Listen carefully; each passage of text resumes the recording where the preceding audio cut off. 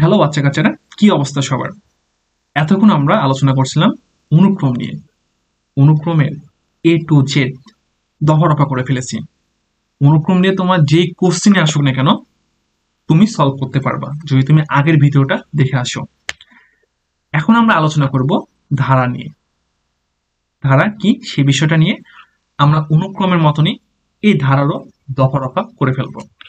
তো দেখো, ধারা ধারার ইংরেজি হচ্ছে সিরিজ।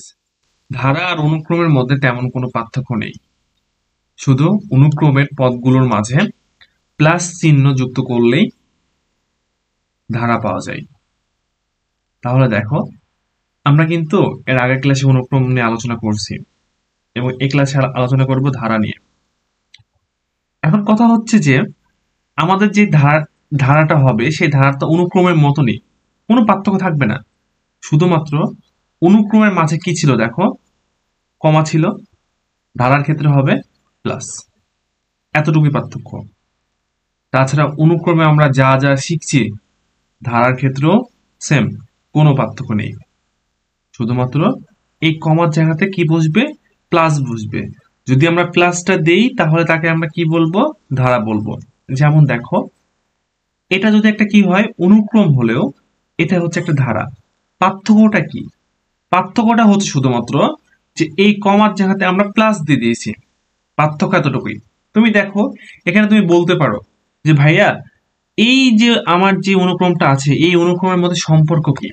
দেখো, 2 থেকে কত হয়েছে, 4 হয়েছে, প্লাস 2 বাড়ছে। 4 থেকে 6 হয়েছে, এখানেও প্লাস 2 বাড়ছে।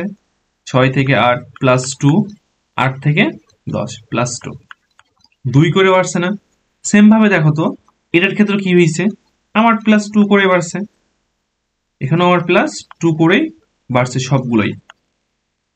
এখন যদি আমি তোমাকে বলি যে ভাইয়া, এটার ক্ষেত্রে সাধারণ পদটা কি হবে, আমার সম্পর্কে সাধারণ পদটা আমার কি হবে? তা দেখো তো কত করে বাড়ছে, 2 করে বাড়ছে না? আমরা কিন্তু গত ক্লাসে এটা শিখে আসছি যে এটার সাধারণ পদ আমার কি হবে, 2n। 2n, ঠিক। এটা তো একটা ধারা, এই ধারার ক্ষেত্রে সাধারণ পদটা কি হবে, 2nই হবে না? বুঝতে পারছি? তো তুমি অনুক্রমের ক্ষেত্রে যা যা শিখে আসছো সবগুলো ধারার ক্ষেত্রেও সেম, শুধুমাত্র পার্থক্যটা হবে কমার জায়গাতে প্লাস বসবে।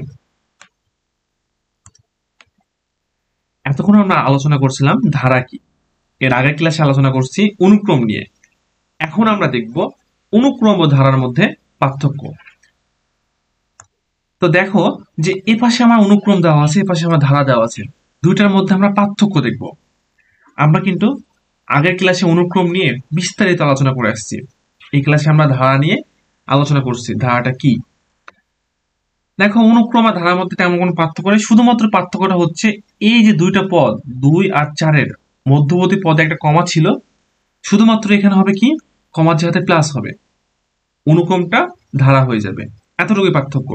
দেখো, সবগুলোতে যা আছে এখানে শুধুমাত্র প্লাস দিয়ে দিয়েছি, এখানে আমার কমা আছে, এখানে আমি প্লাস দিয়েছি, অনুক্রমটা আমার ধারা হয়ে গেছে। তোমরা তো পার্থক্যটা নর্মালি বুঝতে পারছো। তোমাদের জন্য বাসার কাজ হচ্ছে যে এগুলো তো সবগুলো তুমি সাধারণ পদ নির্ণয় করতে পারবা, তাই না? সবগুলো তুমি সাধারণ পদ নির্ণয় করবা, নির্ণয় করে ছবিটা তুলে কমেন্টে পোস্ট করবা। ওকে, তোমরা কি করতে পারো, তোমরা এইভাবে আমার স্লাইডে যেভাবে আছে না, এক পেজ নিয়ে তোমরা এই নিচে নিচে সাধারণ পদটা নির্ণয় করতে পারো।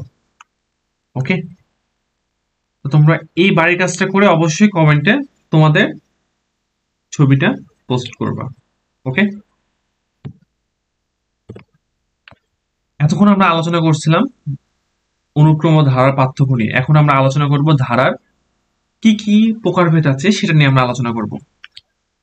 ধারা প্রধানত 2 প্রকার, একটাকে বলি আমরা বৈশিষ্ট্যের উপর ভিত্তি করে প্রকারভেদ, আর এটাকে বলে থাকি রাশি বা পদের সংখ্যার উপর ভিত্তি করে প্রকারভেদ। বৈশিষ্ট্যের উপর ভিত্তি করে প্রকারভেদ হচ্ছে 2 প্রকার, একটা হচ্ছে সমান্তর ধারা আর একটা হচ্ছে গুণোত্তর ধারা। নবম দশম শ্রেণীর বইয়ে এই সমান্তর ধারা এবং গুণোত্তর ধারা নিয়ে আলোচনা করা আছে, A to Z। তো আমরা আস্তে আস্তে এই দুইটা নিয়ে পুরোপুরি আলোচনা করব। তোমরা শুধুমাত্র ভিডিওটা লাস্ট পর্যন্ত দেখবা, এই প্লেলিস্টটা অবশ্যই তোমরা শেষ করবে মনোযোগ সহকারে। রাশি বা পদ সংখ্যার উপর ভিত্তি করে প্রকারভেদ দুই প্রকার, একটা হচ্ছে সসীম ধারা, একটা হচ্ছে অসীম ধারা। তো এই সসীম ধারাটা কি দেখো, সসীম ধারা হচ্ছে যার পদ সংখ্যা নির্দিষ্ট, পদ সংখ্যা হবে নির্দিষ্ট এবং ধারাটির শেষ আছে, ধারাটির শেষ হয়। তাহলে অসীম ধারাটা কি হবে বলতো, যেহেতু সসীম ধারাটা হচ্ছে পদ সংখ্যা নির্দিষ্ট, অসীম ধারাটা কি হবে, পদ সংখ্যা অনির্দিষ্ট, পদ সংখ্যা অনির্দিষ্ট। তাহলে ধারাটা কি শেষ হবে, সসীম ধারার ক্ষেত্রে ধারাটা শেষ হয়েছিল, বাট অসীম ধারার ক্ষেত্রে ধারাটি শেষ হবে না, বা শেষ নেই, ধারাটির শেষ নেই। আচ্ছা, ধারাটির শেষ নেই, একটু সুন্দর করে লিখে দিলাম। ওকে, তাহলে যদি আমরা সসীম ধারা একটা উদাহরণ নেই, সসীম ধারা হচ্ছে সেগুলো যেগুলো পদ সংখ্যা নির্দিষ্ট এবং ধারাটির শেষ নেই।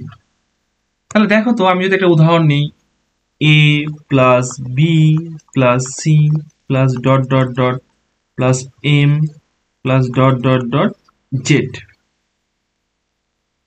এই ধারাটি কি শেষ আছে না? দেখো পদ সংখ্যা নির্দিষ্ট, পদ সংখ্যা আমার একটা নির্দিষ্ট সংখ্যক, এই জেড এর পরে কি আর কোনো পদ আছে?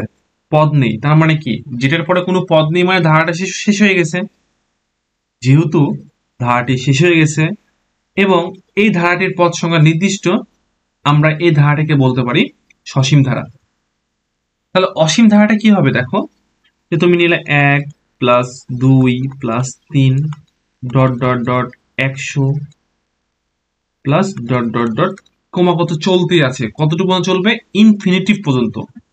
তাহলে দেখো তো, এই অসীম ধারাটার ক্ষেত্রে পদ সংখ্যা কিন্তু আমাদের অনির্দিষ্ট, মানে অসংখ্য, কোনো নির্দিষ্ট সংখ্যক পদ সংখ্যা নেই এবং এই ধারাটি শেষ নেই, ক্রমাগত চলতেই আছে, একটার পর একটা, একটার পর একটা, একটার পর একটা।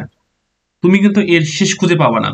তুমি যেমন আগেরটাতে এর শেষ পাইছিলা জেড পর্যন্ত, বাট এটার কিন্তু শেষ নেই, চলতে আছে কতদূর পর্যন্ত? ইনফিনিটি পর্যন্ত। তো আমরা এই ধারাটিকে কি বলবো? একটা অসীম ধারা, যে ধারাটির শেষ নেই। বুঝা গেছে? ওকে, তো তোমরা কিন্তু ইতিমধ্যে অনুক্রম এবং ধারা নিয়ে পূর্ণাঙ্গ একটা ধারণা পেয়ে গেছো এবং ধারার প্রকারভেদ নিয়ে আমরা আলোচনা করছি। প্রকারভেদের মধ্যে আমাদের সসীম ধারা আর অসীম ধারা নিয়ে আমরা আলোচনা করছি। যদি আমি তোমাকে এখন বলি যে ভাইয়া, তোমাকে একটা ধারা দিয়ে দিলাম, ঠিক আছে? ধারাটা হচ্ছে এইরকম, 1 2 3 ডট ডট ডট ডট, ঠিক আছে? আরো বড় সংখ্যা নেই, আরো বড় সংখ্যা নিলাম, এরপরে আর কত নেবো বলতো? ধরো 1 কোটি নিলাম, 4 5 6 7, 1 কোটিতে 7টা শূন্য থাকে। তোমাকে আমি প্রশ্ন করলাম যে ভাইয়া, এই যে এই ধারাটা সসীম ধারা না অসীম ধারা, বলো তো আমাকে। কোশ্চিনটা বুঝছো? আমার একটা ধারা দেয়া আছে, এই ধারাটা সসীম ধারা হবে না অসীম ধারা হবে? তোমরা ভিডিওটা পজ করে অ্যান্সারটা কমেন্টে জানাও। ধারাটা সসীম ধারা না অসীম ধারা? যদি সসীম হয় তো কেন সসীম ধারা, আর যদি অসীম ধারা হয় তাহলে সেটা কেন অসীম ধারা? ওকে, তোমরা কিন্তু অবশ্যই উত্তরটা কমেন্টে জানাইছো। এবার দেখো যে তোমাদের উত্তরটা সঠিক আছে না ভুল আছে, সেটা একটু চেক করে নাও। আমরা কি বলেছি ভাইয়া? এটা হচ্ছে আমাদের প্রশ্ন এবং বলেছি এই ধারাটি সসীম ধারা না অসীম ধারা। প্রথমত বলি, সসীম হয় সত্যটা কি ছিল? পদ সংখ্যা নির্দিষ্ট এবং ধারাটি শেষ। আর অসীম ধারা কি ছিল? পদ সংখ্যা অনির্দিষ্ট, ধারাটি শেষ নেই। তো দেখো তো, এখানে আমার পদ সংখ্যাটা নির্দিষ্ট আছে না, এবং ধারাটা শেষ হয়েছে, তো অবশ্যই এটা সসীম ধারা হবে, তাই না? তোমরা যারা সসীম ধারা উত্তর দিয়েছ তাদেরকে অসংখ্য ধন্যবাদ, তোমাদের উত্তরটা ভুল হয়েছে। এখন তোমরা বলতে পারো কেন ভাই উত্তরটা ভুল? কারণ দেখো তো, আমাদের ধারার কনসেপ্টটা কি ছিল, যে দুইটা পদের মাঝে কি থাকবে, প্লাস চিহ্ন থাকবে। কি থাকবে? প্লাস চিহ্ন। বাট এখানে আমার আছেটা কি, কমা আছে না? তার মানে এটা একটা কি ভাই, এই সেটটা হচ্ছে একটা অনুক্রম। সেটটা হচ্ছে একটা অনুক্রম, এটা কোনো